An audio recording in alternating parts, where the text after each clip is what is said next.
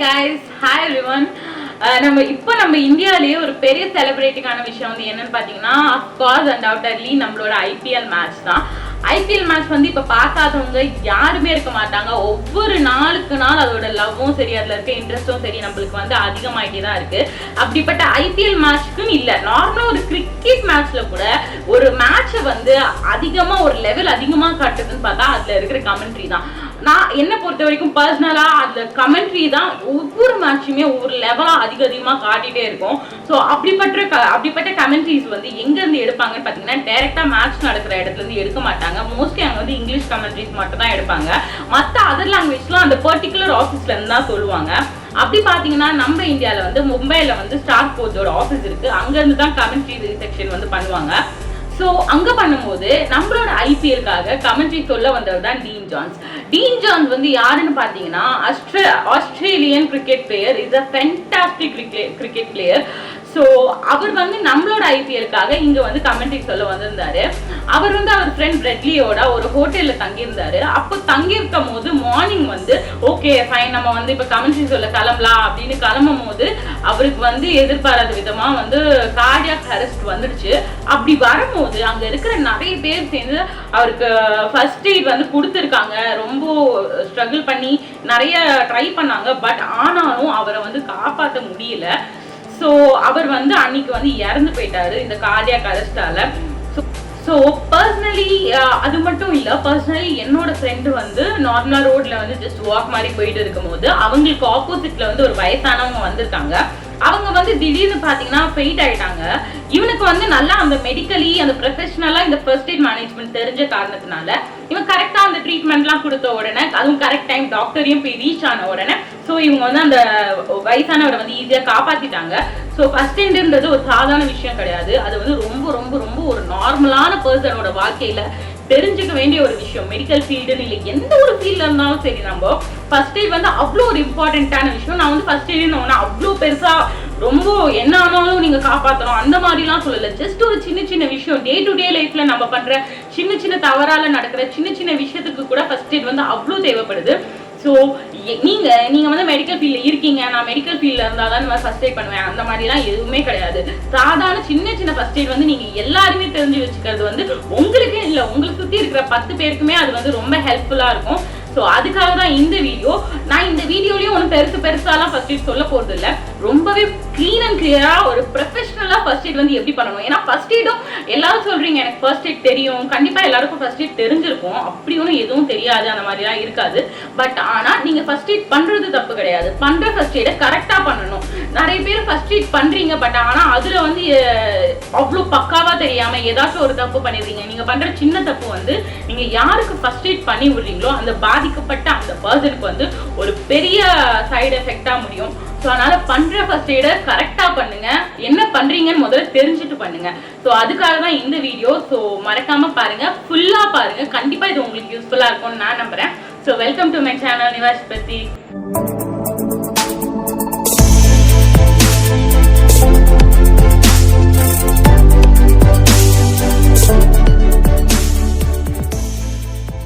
So ஹே guys, so இந்த video வந்து எதுக்கு அப்படின்னு பார்த்தீங்கன்னா ஃபர்ஸ்ட் எய்ட் வந்து ஒரு நார்மலான திங் கிடையாது. அது வந்து ரொம்ப ரொம்ப ஒரு இம்பார்ட்டண்ட்டான ஒரு விஷயம். ஒரு காமன் பர்சன் கூட தெரிஞ்சுக்க வேண்டிய ஒரு விஷயம். இந்த வீடியோவில் வந்து நான் ரொம்ப ரொம்ப ஒரு காம்ப்ளிகேட்டடான ஃபர்ஸ்ட் எய்ட் எப்படி பண்ணுறது அதெல்லாம் ஒன்றும் சொல்ல போகிறது கிடையாது. டெய்லி ஒரு நார்மல் பர்சனுக்கு டெய்லி லைஃப்பில் தேவைப்படுற ஒரு ஃபர்ஸ்ட் எய்டை தான் எப்படி தெளிவாக ப்ரொஃபஷ்னலாக எதை கரெக்டாக பண்ணணுன்றதை தான் நான் இந்த வீடியோவில் வந்து சொல்ல போகிறேன். இது கண்டிப்பாக எல்லாருக்கும் யூஸ்ஃபுல்லாக இருக்கும்னு நான் நம்புகிறேன். ஏன்னா அந்த மாதிரி ஒரு சிச்சுவேஷனில் நம்மளுக்கு 1000 தெரிஞ்சிருந்தாலும் அந்த பதத்தை வந்து நம்ம வந்து தப்பா எதை பண்ணக்கூடாதோ அதை கரெக்டா தப்பா பண்ணுவோம். ஸோ அதுக்காக தான் இந்த வீடியோ. ஸோ ஃபுல்லா பாருங்க, நீங்க பண்றதை தெளிவா பண்ணுங்க. ஏன்னா நீங்க பண்ற ஒரு சின்ன விஷயம் கூட அந்த பர்சனை வந்து பெருசா அஃபெக்ட் ஆகும்.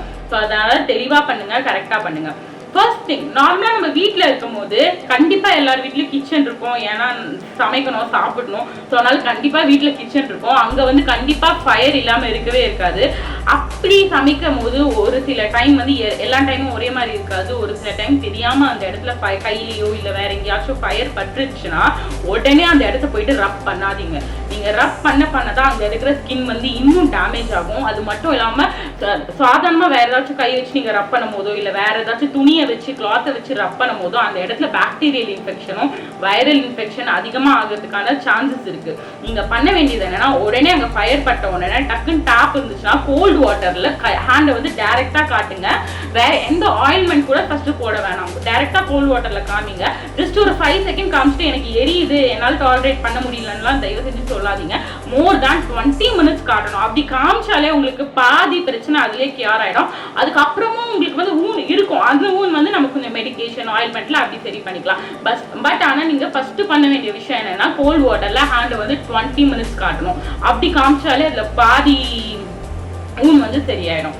செகண்ட் திங், நம்ம வீட்டுல வந்து கண்டிப்பா ஏஜ்டு பீப்புள் நிறைய பேர் இருப்பாங்க. ஏஜ்டு பீப்புளுக்கு வந்து நம்ம வீட்லயும் சரி, இல்லை ஜஸ்ட் நீங்க நார்மலா ரோட்ல போயிட்டு இருக்கும் போது, இல்லை ஏதாச்சும் ஒரு பிளேஸ்ல இருக்கும் போது உங்க பக்கத்துல இருக்கிற ஏஜ்டு பீப்புளுக்கு வந்து ஸ்ட்ரோக் வர சிம்டம்ஸ் காமிச்சதுன்னா, ஸ்ட்ரோக் வர சிம்டம்ஸ் அப்படின்னா எப்படி இருக்கும் அப்படின்னு பாத்தீங்கன்னா, அவங்க வந்து பேச முடியாது. அந்த டைம் வந்து அவங்க பேசணும்னு நினைப்பாங்க, ஏதோ ஒன்று சொல்ல வருவாங்க, பட் ஆனா அவங்களால பேச முடியாது. அவங்களோட ஹேண்ட்ஸை வந்து இப்படி தொட்டிங்கன்னா அவங்களால ஒரு கிரிப்போட இப்படி வைக்கவே முடியாது. அவங்க ஹேண்ட் வந்து அப்படியே கீழே விழுந்துட்டே இருக்கும். ஸோ அதுக்கப்புறமா அவங்களோட வாய் பார்த்தீங்கன்னா ஒரு மாதிரி பேரலைஸ் ஆன மாதிரி ஒரு மாதிரி இருக்கும். உங்களுக்கு பார்த்தாலே தெரியும் அந்த டிஃப்ரென்ஸ். ஸோ அந்த மாதிரி உங்களுக்கு ஸ்ட்ரோக்கோட சிம்டம்ஸ்லாம் தெரிஞ்சிச்சுன்னா நீங்க பண்ண வேண்டிய முதல் வேலை என்னன்னு பார்த்தீங்கன்னா, முதல்ல அந்த சுற்றி இருக்கிற பிளேசஸ் வந்து கொஞ்சம் சேஃப்டியா இருக்கா அப்படின்னு பாருங்க. கொஞ்சம் ஆக்சிஜனேட்டடா இருக்கா, அதாவது அவங்களால மூச்சு விடுற அளவுக்கு காசு இருக்கா அப்படின்னு பாருங்க. அதுக்கப்புறம் பண்ண வேண்டிய முக்கியமான விஷயம் வந்து ஆம்புலன்ஸ்க்கு கால் பண்ணுங்க. நீங்களா இப்படி கை வந்து திரும்பி இருக்கு, அந்த கையை நான் சரி பண்றேன் அப்படின்னு நீங்களா தயவு செஞ்சு திருப்ப கையை வந்து இது பண்ற ஸ்ட்ரெஸ் பண்றதோ அந்த மாதிரி எதுவும் பண்ணாதீங்க. ஆம்புலன்ஸ்க்கு கால் பண்ணுங்க. ஆம்புலன்ஸ் வந்தோடனே டைரக்டா டாக்டர் கிட்ட கூட்டிட்டு போங்க, அவங்க கன்சல்ட் பண்ணிப்பாங்க. இந்த மாதிரி ஸ்ட்ரோக் வந்திருக்க பேஷண்ட்ஸ்க்கு வந்து நீங்களா எந்த ஒரு ஃபர்ஸ்ட் எய்டும் பண்ணக்கூடாது. அப்படி பண்ணீங்கன்னா தான் அது வந்து ஒரு பெரிய டேமேஜ்ல போய் முடியும். ஸோ நீங்களா எதுவும் பண்ணாதீங்க. நீங்க வந்து ஆம்புலன்ஸை கூப்பிட்டு டாக்டர் கிட்ட போய் தான் நீங்க ஃபர்தரா எதா இருந்தாலும் இந்த ஸ்ட்ரோக் வந்துச்சுன்னா மூவ் பண்ணணும். தேர்ட் திங் வந்து என்னன்னா, நோஸ்ல வந்து நிறைய பேருக்கு ப்ளீட் ஆகும். இது வந்து நோஸ்ல ப்ளீட் ஆகிறது வந்து நிறைய பேருக்கு சின்ன வயசுல இருந்து ப்ளீட் ஆயிட்டு இருக்கும். திடீர்னு சின்ன வயசுல இல்லைனாலும் திடீர்னு ஏதோ ஒரு ட்ராமாவால ப்ளீட் ஆகிறது இருக்கும். அதாவது ட்ராமானா ஏதாச்சும் ஒரு இன்ஜுரியால ப்ளீட் ஆகும். திடீர்னு போய் எங்கேயாச்சும் இடிச்சிருக்கும் முக்குலையே, அந்த மாதிரி ப்ளீட் ஆகும். அப்படி ப்ளீட் ஆகும்போது நிறைய பேர் பண்ற காமன் மிஸ்டேக் என்னன்னா, தலையை வந்து இப்படி தூக்கி வைங்க அப்படின்னு சொல்லிட்டு நிறைய பேர் சொல்லுவீங்க. அவங்களும் அதே மாதிரி தலையை தூக்கி வச்சுட்டு இப்படி உட்காந்துட்டு இருப்பாங்க. அது வந்து ரொம்ப ரொம்ப தப்பான ஒரு விஷயம். நீங்க அப்படி தலையை தூக்கி வச்சுட்டு உட்கார சொன்னீங்கன்னா நோஸ்ல இருந்து வர பிளட் வந்து அப்படியே பிரெயினுக்கு போய் கிளாட் ஆகிறதுக்கு நிறைய சான்சஸ் இருக்கு. பிரெயினுக்கு அந்த மாதிரி பிளட் போகவே கூடாது. ஸோ எவ்வளோ பிளட் வருதோ நோஸ்ல இருந்து அதை வந்து மோஸ்ட்லி உங்களால முடிஞ்ச அளவுக்கு வர பிளட் எல்லாத்தையுமே மோஸ்ட்லி இப்படி குனிஞ்சு கீழே விட்டுருங்க. அதுதான் இருக்கிறதுலே ஒரு பெஸ்ட் வே. ஸோ நீங்க வந்து அப்படி திரும்பி இப்படி பார்க்கக்கூடாது. அது வந்து இன்னும் பிரெயின் ஃபீவர் அந்த லெவலுக்கு மெனஞ்சைட்டிஸ் வரைக்கும் போகிறதுக்கான சான்சஸ் இருக்கு. ஸோ நோஸ் ப்ளீடிங் வந்து ரொம்ப இம்பார்ட்டன்டான விஷயம். நிறைய பேர் இதுல பண்ற தப்பும் இதுதான். ஸோ இதை வந்து இனிமே பண்ணாதீங்க மோஸ்ட்லி. அதுக்கப்புறமா டாக்டர் கிட்ட போய் கன்சல்ட் பண்ணிக்கோங்க. அதுக்கப்புறமா பாத்தீங்கன்னா, இந்த மோஸ்ட்லி நீங்க வந்து ரோட்ல டிராவல் ஆயிட்டு இருக்கும்போது ஏதாச்சும் ஒரு ஆக்சிடென்ட் பாத்தீங்கன்னா அவங்கள வந்து தூக்கிட்டு போவீங்கல்ல, இல்லைன்னா ஆம்புலன்ஸ் கால் பண்ணுவீங்க, இல்ல ரொம்ப அதுக்கு டைம் ஆயிடுச்சுன்னா நீங்களே கூட கூட்டிட்டு போவீங்கல்ல. அந்த மாதிரி ஒரு சிச்சுவேஷன் வரும்போது, அப்படி நீங்களே கூட்டிட்டு போற ஒரு சிச்சுவேஷன் வந்துச்சுன்னா அவங்கள பார்த்தாலே உங்களுக்கு வந்து மோஸ்ட்லி நீங்க ப்ராபப்ளி கண்டுபிடிச்சிடலாம் அவங்களுக்கு வந்து ஆக்சிடென்ட்ல என்ன ஆயிருக்கு. இப்ப ஹெட்ல இருந்து பிளட் வந்துச்சுன்னா சம்திங் ஹெட்ல ஏதோ இன்ஜுரி ஆயிருக்கு, அந்த மாதிரி பார்த்தாலே கண்டுபிடிச்சிடலாம். அந்த மாதிரி ஹேண்ட்லயோ லெக்ஸ்லயோ அந்த மாதிரி ஏதாச்சும் ஒரு மூவபிள் பார்ட்ஸ்ல வந்து இன்ஜுரி நடந்து ஃப்ராக்சர் ஆயிருக்கிற மாதிரி சிம்டம்ஸ் இருந்துச்சுன்னா, ஃப்ராக்சர்னாலே உங்களுக்கு பார்த்தோன்னே மோஸ்ட்லி தெரிஞ்சிடும். அப்படியே ஃபுல்லா ரெட்டிஷ் கலர்ல அந்த பிளேஸே அந்த போனுக்கு மேல இருக்க மசில்ஸே ஃபுல்லா இன்ஃப்ளேம் ஆயிருக்கும். அந்த மாதிரி இருந்துச்சுன்னா தயவு செஞ்சு அந்த ஹேண்ட் அந்த மாதிரி ஆனாலும் சரி, லெக் அந்த மாதிரி ஆனாலும் சரி, அந்த பார்ட்டை வந்து மூவே பண்ணக்கூடாது நீங்க. ஸோ அதை கூட்டிட்டு போகும்போது ரொம்ப கேர்ஃபுல்லா கூட்டிட்டு போகணும், மூவ் பண்ணாம. ஸோ பெட்டர், கண்டிப்பா மூவ் பண்ணாம கூட்டிட்டு போகிறது கஷ்டம். ஸோ பெட்டர் என்னன்னா, பக்கத்துல வந்து ஏதாச்சும் ஸ்டீலோ இல்ல ஏதாச்சும் ஒரு ராடோ இல்ல ஏதாச்சும் ஒரு உட்டோ இருந்துச்சுன்னா அவங்களோட ஹேண்ட் வந்து மூவ் ஆகாத மாதிரி அதை வந்து மேல வச்சு ஒரு துணி வச்சோ இல்ல ஏதாச்சும் ஒரு கையில வச்சோ அப்படியே ஃபுல்லா கட்டிட்டு அவங்களை எடுத்துட்டு போறது வந்து இன்னும் பெட்டரா இருக்கும். ஏன்னா போற வரைக்கும் வேற இன்னும் எக்ஸ்ட்ரா எந்த ஒரு ஊண்டும் அவங்க ஊனும் இல்ல வேற ஏதாச்சும் ஒரு ப்ராப்ளமும் ஆகாம இருக்கிறதுக்கு அது வந்து ஹெல்ப்ஃபுல்லா இருக்கும். அதுக்கப்புறம் பாத்தீங்கன்னா, இந்த மசில் இன்ஃப்ளமேஷன் வந்து நிறைய பேருக்கு நடக்கும். மசில் இன்ஃப்ளமேஷன் ஏதாச்சும் ஒரு இன்ஜுரியாலேயோ சரி, இல்லைன்னா ஏதாச்சும் ஒரு அடிபடுறதுனால கீழே விழறதால இல்ல வேற யாரையாச்சும் அடிச்சுட்டாங்கன்னா அந்த மாதிரி விஷயத்தாலதான் இந்த மோஸ்ட்லி மசில் இன்ஃப்ளமேஷன்லாம் நடக்கும். அப்புறம் இந்த சுளுக்கு, இந்த மாதிரி நிறைய விஷயம், இந்த மாதிரி மசில் ரிலேட்டட் திங்ஸ் மூவ்ஸ்லாம் நடக்கும்போது என்ன பண்ணணும்னா, மோஸ்ட்லி நிறைய பேர் என்ன பண்ணுவீங்கன்னா சுட தண்ணி ஒத்தரம் கொடுக்குறேன் அப்படின்னு வைப்பீங்க. பட் ஆனா அது வந்து தப்பான ஒரு விஷயம். சுட தண்ணி ஒத்தரம் வந்து கொடுக்க கூடாது. ஏன்னா சுட தண்ணி ஒத்தரம் கொடுத்தீங்கன்னா அதுல இருக்கிற பிளட் வந்து திரும்பி இன்னும் அந்த டிஷ்யூஸை வந்து டேமேஜ் தான் பண்ணும். ஸோ அதனால நீங்கள் அந்த இடத்துல வந்து ஐஸ் வந்து வைக்கிறது தான் உங்களுக்கு வந்து இன்னும் ப்ராபப்ளி ரொம்பவே குட்டாக இருக்கும். அந்த ஐஸ் வைக்கிறது கூட நீங்கள் டைரெக்டாக அந்த பிளேஸில் வந்து வைக்காதீங்க. ஏதோ ஒரு கிளாத்லேயோ இல்லை ஏதாச்சும் ஒரு கவர்லேயோ அதை வந்து ரோல் பண்ணிவிட்டு அதை மேலே வைக்கிறது வந்து இன்னும் பெட்டராக இருக்கும். இப்போ வந்து வீட்டில் வந்து ஏதாச்சும் ஒரு கிளாஸ் பீசஸ் இருக்குது, இல்லை ஏதாச்சும் ஒரு ராட் பீசஸ் இருக்குது அப்படின்னா, இந்த கிளாஸ் பீசஸில் தெரியாமல் ஏதோ ஒன்று குத்திடுச்சு, இந்த ராட் பீஸில் ஏதாவது தெரியாமல் ஒன்று குத்திடுச்சுன்னா உடனே அந்த கிளாஸை நம்மளே எடுக்கிறது, அந்த இடத்துலையே போயிட்டு இந்த கிளாஸோட தூள் ஏதாச்சும் இருக்கா அப்படின்னு நோண்டுறது. தயவு செஞ்சு இந்த வேலை எதுவும் பண்ணாதீங்க. ஏன்னா நீங்கள் இப்படி பண்ண அந்த இடத்துல இப்போ இன்ஃபெக்ஷனும் உங்களோட பெயினும் தான் அதிகமாகும். இதை மோஸ்ட்லி எப்படி எடுக்கணும்னா ஃபுல் ஆஃப் ஸ்டெரிலைஸ்ட் க்ளவுஸோடையும் ஸ்வாபோடையும் தான் எடுக்கணும். எல்லாமே ஸ்டெரிலைஸ் பண்ணதோட தான் எடுக்கணும். பிளஸ் ஆன்டிசெப்டிக்லாம் பக்கத்துலேயே இருக்கணும். இதோட தான் இதை எடுக்கணும். அப்படி இல்லைன்னா அதோட இன்ஃபெக்ஷன் வந்து கண்டிப்பாக அதிகமாகும். இது வந்து மோஸ்ட்லி நம்மகிட்ட வீட்டில் அவைலபிளாக இருக்காது. ஃபார்மசிலையும் டாக்டர்ஸ் கிட்டே தான் அவைலபிளாக இருக்கும். ஸோ அதனால நீங்கள் டைரெக்டாக அப்படி உங்களுக்கு ஏதாச்சும் ஒரு கிளாஸ் பீஸ் குத்தி இருந்தாலும் சரி, அதை டைரெக்டாக அப்படியே டாக்டர் கிட்ட போயிட்டு காட்டுறது தான் இது வந்து ஒரு பெட்டரான வே. ஸோ நீங்களா எந்த ஒரு வேலையும் இதில் செய்ய வேண்டாம்.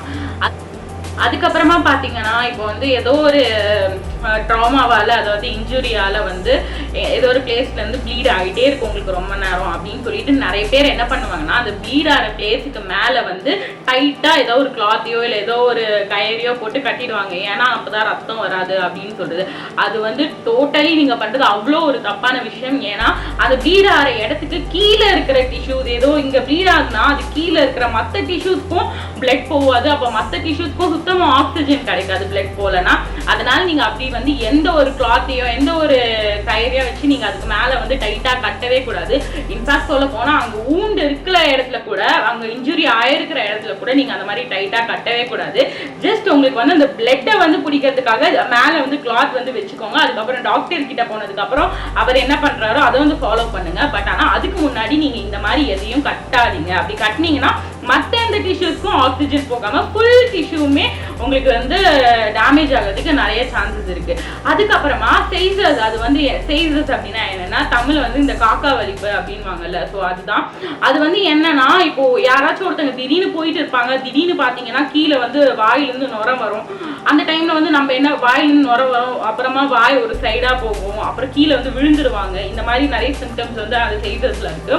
ஸோ அந்த டைம்ல நம்ம என்ன பண்ணுவோம், உடனே அவங்களுக்கு வந்து மவுத் எல்லாத்தையும் தொடச்சி விட்டுட்டு அவங்க வாயை வந்து சில பேர் நார்மலாக்க ட்ரை பண்ணுவாங்க, அவங்க கையை நார்மலாக்க ட்ரை பண்ணுவாங்க, அவங்கள ஏன் உட்கார வைக்க ட்ரை பண்ணுவாங்க. தயவு செஞ்சு இதெல்லாம் பண்ணாதீங்க. இதெல்லாம் பண்ணீங்கன்னா அவங்க பாடியில இருக்கிற ஏதாச்சும் ஒரு டேமேஜ் தான் நடக்குமே தவிர அது வந்து நீங்க பண்றதுனால இது சரியா ஆகாது. ஏன்னா இந்த செய்தது வந்து நிறைய பேருக்கு வந்து பர்த்ல இருந்தே இருக்கும். சில பேருக்கு ஏதாச்சும் ஒரு ஆக்சிடென்ட்னால வந்திருக்கலாம். இதை வந்து நீங்க டாக்டர் கிட்ட தான் கூட்டிட்டு போகணுமே ஒழிய நீங்களா எந்த ஒரு ஃபர்ஸ்ட் எய்டும் பண்ணாதீங்க இந்த விஷயத்துக்கு. அதுவே ஒரு 15 to 20 மினிட்ஸ்க்குள்ள அதுவே தானா நின்றுடும்.